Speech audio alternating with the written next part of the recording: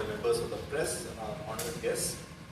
It's an incredible day for the Indian Institute of Science. So I'm very excited and honored to announce an incredibly generous donation by Sushmita Chiprakobachi and Radha and Ines Patsar, all have been co-founders of my team. And they are going to donate 425 crores for the establishment of the hospital at the Indian Institute of Science.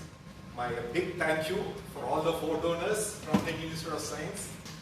Dean Dr. Grateful to the Indian Institute of Science for accepting our contribution for building this hospital for the upcoming Institute of Medical Sciences and naming it to honor the Bagchi and the Parthasarathy family. This is the kind of moment for which Partha and I have always dreamt as we came up in life the hard way from our lower middle class upbringing. Partha's father was a traveling ticket collector with the Indian Railways. My father was an accountant in Amco Batteries. We grew up in middle class families and studied in ordinary schools. But we were raised with important values. Prime among them was never to forget our roots and where we come from. Never to build a personal definition of success that excludes others around us. Both Partha and I started our early professional career in Bengaluru. Steve Jobs once said, "You cannot connect the dots looking forward. You can only connect them looking backwards." Now, as we look back and connect the dots, we find uncanny signs that tell us we were destined to work with the Indian Institute of Science. As a child, I have played here and visited friends and family in IISc.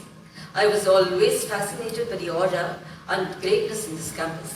And more interestingly, in my career with State Bank of India, my last posting was in the IISc branch. Though Partha did not study in IISc, he did a course in artificial intelligence way back in 1987. Years later, when Partha and I built a small house, it was very close to the IISc campus. In our regular walks in the mornings, we used to talk about IISc and admire the vast expanse.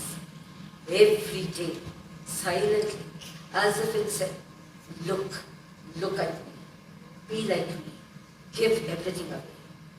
Only at the end of our career, when we did have a capacity to give away, we were wondering where we could find the cause.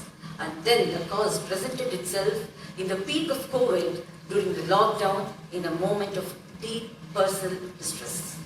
My mother had to be admitted for COVID in Bangalore during the